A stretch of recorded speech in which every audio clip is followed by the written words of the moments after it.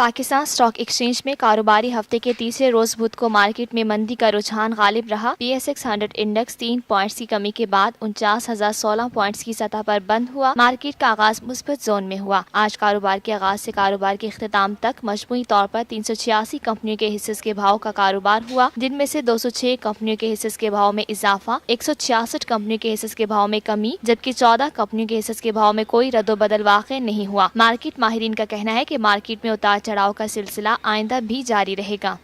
پاکستان ہم سب کا، ہم سب کا، ہم سب کا پاکستان، ہم سب کا، ہم سب کا۔ 23 مارچ 1940 کو ہم نے پاکستان بنانے کا عہد کیا، ہم کامیاب ہوئے۔ آئیے آج پھر عہد کریں کہ ہم پاکستان کو فسادیوں سے پاک کریں گے، کیونکہ یہ ہے ہم سب کا پاکستان۔ ہم سب کا Pakistan.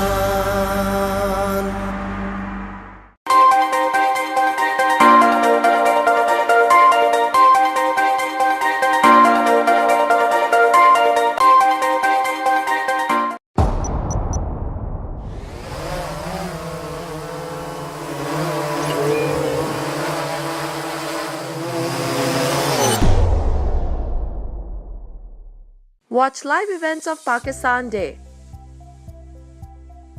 23rd March on TNN TV. Click on Live now and enjoy uninterrupted live events. Download our free app now.